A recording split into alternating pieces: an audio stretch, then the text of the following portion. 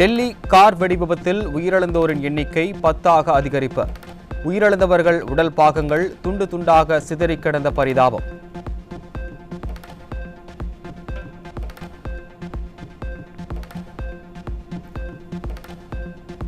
Car வெடி விபத்தில் படுகாயம் அடைந்த 24 பேருக்கு பல்வேறு மருத்துவமனைகளில் தீவிர சிகிச்சை. பலருக்கு உடல் உறுப்புகள் சிதைந்து உள்ளதால் உயிரிழப்புகள் உயரக்கூடும் என அச்சம்.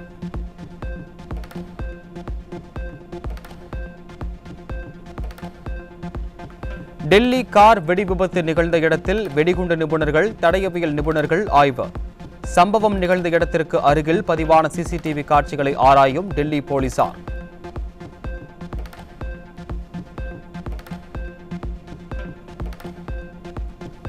டெல்லி கார் வெடிப்பு குறித்து தேசிய பாதுகாப்பு முகமை மற்றும் தேசிய புலனாய்வு முகமை விசாரணை.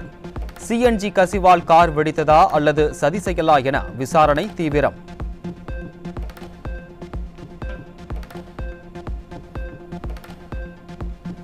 டெல்லி கார் வெடி விபத்தில் படுகாயம் அடைந்தவர்களை மருத்துவமனைக்கு நேரில் சென்று சந்தித்து ஆறுதல் கூறிய மத்திய உள்துறை அமைச்சர் அமித்ஷா.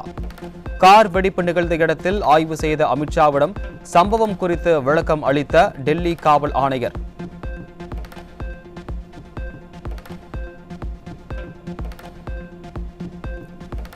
டெல்லி கார் வெடி விபத்து தொடர்பாக பிரதமர் மோடியிடம் தொலைபேசி வாயிலாக மத்திய உள்துறை அமைச்சர் அமித்ஷா விளக்கம். பாதுகாப்பு நடவடிக்கை குறித்தும் முக்கிய ஆலோசனைகளை மேற்கொண்டார்.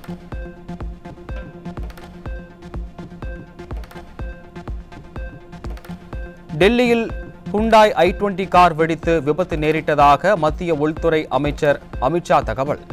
வெடி விபத்துக்கான காரணம் குறித்து அனைத்து கோணங்களிலும் விசாரணை மேற்கொள்ளப்பட்டு வருவதாகவும் பேட்டி.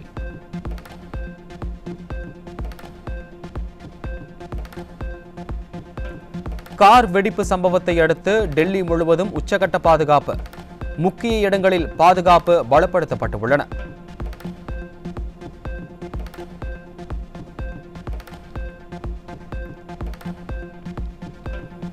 டெல்லி வெடி விபத்தை அடுத்து நாட்டின் முக்கிய நகரங்களில் தீவிர கண்காணிப்பு. மும்பை, கொல்கத்தா, லக்னோ, காசியாபாத், ஜம்மு, ஸ்ரீநகர் உள்ளிட்ட இடங்களிலும் பலப்படுத்தப்பட்ட பாதுகாப்பு.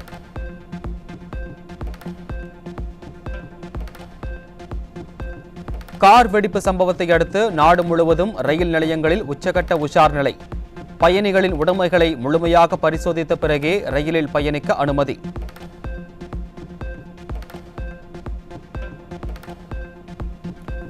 டெல்லி கார் வெடிப்பு சம்பவத்தில் உயிரிழந்தவர்களின் குடும்பத்தினருக்கு குடியரசுத் தலைவர் திரௌபதி முர்மு, பிரதமர் மோடி இரங்கல். காயமடைந்தவர்கள் விரைவில் குணமடைய பிரார்த்திப்பதாக தலைவர்கள் பதிவு.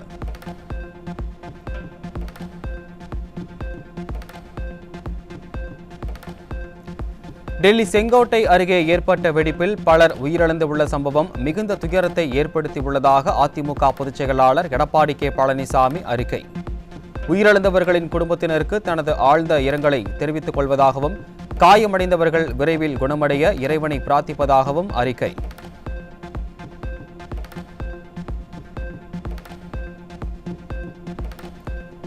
பரிதாபாத் பகுதியில் நம் பாதுகாப்புத் துறையினர் மேற்கொண்ட விரைவான மற்றும் திடமான நடவடிக்கைக்கு அதிமுக பொதுச் செயலாளர் எடப்பாடி கே பழனிசாமி பாராட்டு.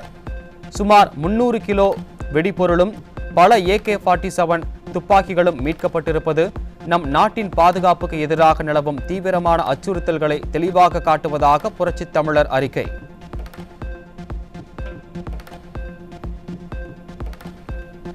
டெல்லியில் நிலவும் பதற்றமான சூழ்நிலையின் தீவிரத்தை கருத்தில் கொண்டு தமிழ்நாடு அரசு மற்றும் காவல்துறை உயர் விழிப்புடன் இருக்க வேண்டும் என அதிமுக பொதுச் செயலாளர் வலியுறுத்தல்.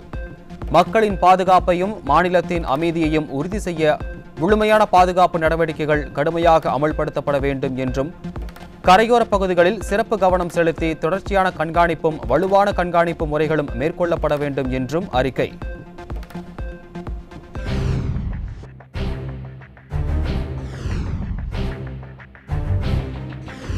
மழை நிலவரம், தங்க விலை நிலவரம் போல் கொலை நிலவரம்.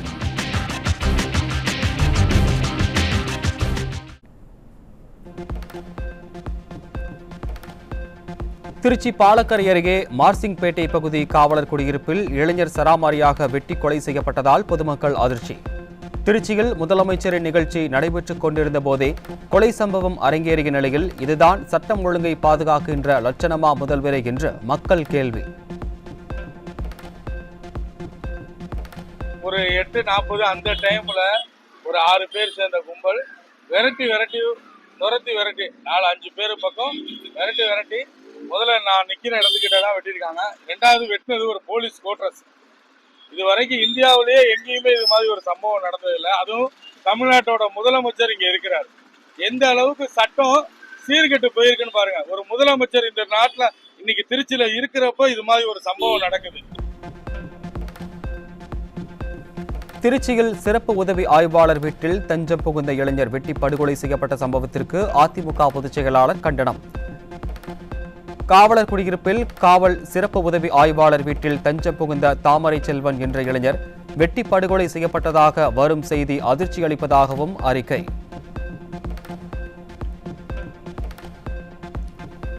ஸ்டாலின் மாடல் என்றால் என்ன என்ற கேள்விக்கு நாளுக்கு நாள் கொலை நடுங்க வைக்கும் கொலைகளே பதிலாக இருக்கின்றன. காவலர் குடியிருப்பில் தஞ்சம் புகுந்த நபருக்கே பாதுகாப்பு இல்லாமல் போனதை பொம்மை முதல்வர் எப்படி விளக்குவார் என்று எதிர்க்கட்சித் தலைவர் கேள்வி.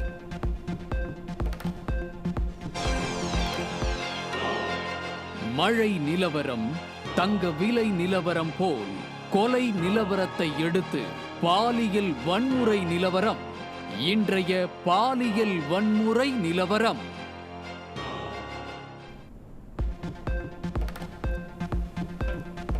சென்னை அடையாறில் பணியில் ஈடுபட்டிருந்த போது பாலியல் தொல்லை கொடுத்த இளைஞரை துடைப்பத்தால் அடித்து துரத்திய தூய்மை பணியாளர்.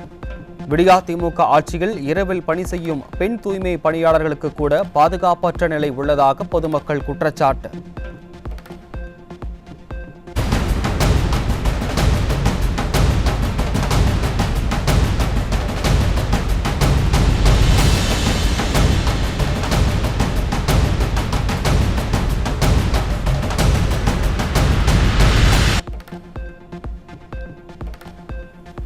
விளம்பரமோக ஸ்டாலின் ஆட்சியில் தலைநகர் சென்னையில் தூய்மை பணி செய்யக்கூடிய பெண் தொழிலாளர்களுக்கு கூட பாதுகாப்பு இல்லாத அவலம்.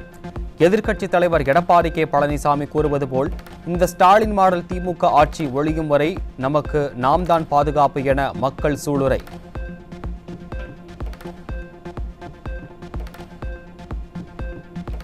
திமுக ஆட்சியில் பெண்கள் மற்றும் குழந்தைகளுக்கு துளியும் பாதுகாப்பு இல்லை என சட்டமன்ற எதிர்க்கட்சித் தலைவர் எடப்பாடி கே பழனிசாமி குற்றச்சாட்டு.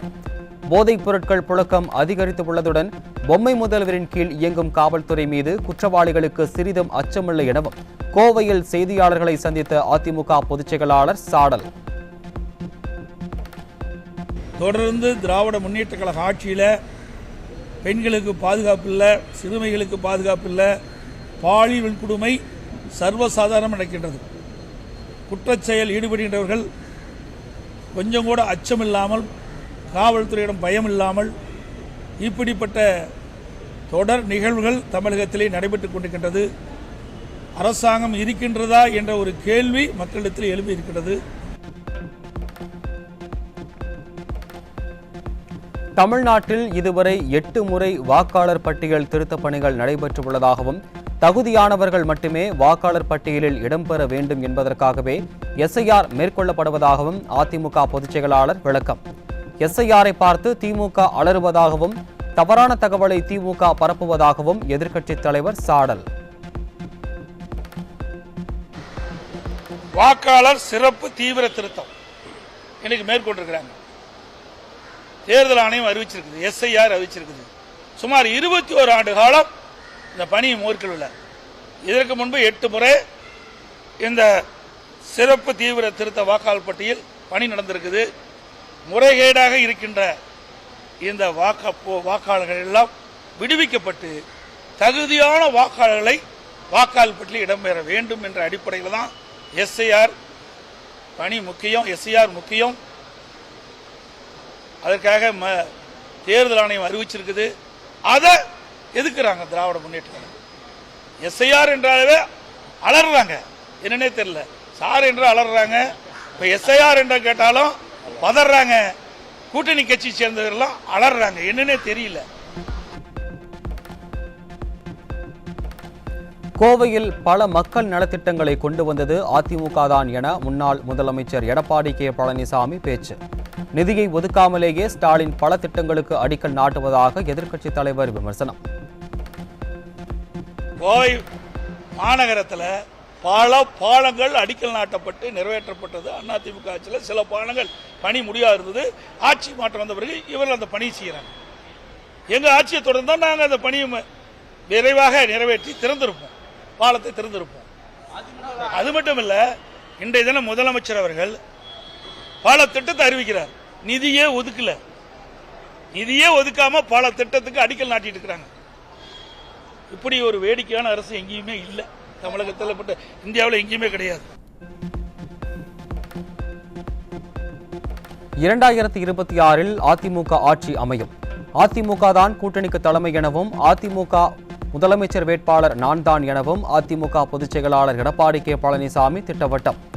4.5 ஆண்டுகளாக மக்களுக்கு எதுவும் செய்யாமல் அதிமுக கூட்டணி குறித்து அவதூறு பரப்பி வரும் திமுகவிற்கு புரட்சித் தமிழர் மீண்டும் பதிலடி. அனைத்து இந்திய அண்ணா திராவிட முன்னேற்ற கழகம் தான் எங்கள் கூட்டணிக்கு தலைமை தாங்கும். அனைத்து இந்திய அண்ணா திராவிட முன்னேற்ற கழகம் தான் ஆட்சி அமைக்கும். எங்களுடைய கூட்டணியுடைய முதல் வேட்பாளர் EPS தெளிவா உங்க கூட்டத்தில் வந்திருக்குது, எல்லா பத்திரிகைகளும் வந்துவிட்டது. ஆனா வேண்டுமென்றே திட்டமிட்டு ஏதாவது ஒரு காரணத்தை காட்டி தவறான செய்தி வெளியிட்டிருக்கிறீங்க. இது சரியல்ல. அதிமுக தான் ஆட்சி அமைக்கிட்டாங்க. அப்புறம் ஏன் ஸ்டாலின் போய் பாரதிய ஜனதாவை குறை சொல்லிட்டு இருக்கானே? இங்க ஆட்சி அமைக்கிறது எங்க கூட்டணியில் அதிமுக. முதலமைச்சர் வேட்பாளர் அதிமுக கட்சி சேர்ந்தவர். அப்படிங்கிற எங்களை பத்தி விமர்சனம் செய்ய முடியாது. இருந்தா தானே செய்யறதுக்கு. அவ்வளவு இந்த 4.5 ஆண்டு காலத்தில் திராவிட முன்னேற்ற கழக ஆட்சியில் மக்களுடைய பிரச்சனை தீர்க்கல. மக்கள் கொதிச்சு போயிருக்கிறாங்க. விவசாயிகளாகட்டும், வியாபாரிகளாகட்டும், தொழிலாளர்களாகட்டும், அரசு ஊழியர்களாகட்டும், யாருக்காவது நன்மை செஞ்சிருக்கீங்களா? ஒண்ணுமே கிடையாது. கிருஷ்ணகிரி நகராட்சி திமுக நகரமன்ற தலைவர் மீதான நம்பிக்கையில்லா தீர்மான வாக்கெடுப்பு வெற்றி பெற்றதை தொடர்ந்து நகரமன்ற தலைவர் பதவியை இழந்தார். திமுக கவுன்சிலர்களே நம்பிக்கையில்லா தீர்மானம் கொண்டு வந்த நிலையில் இதுதான் உள்ளாட்சியில் நல்லாட்சியா முதல்வரே என்று மக்கள் கேள்வி.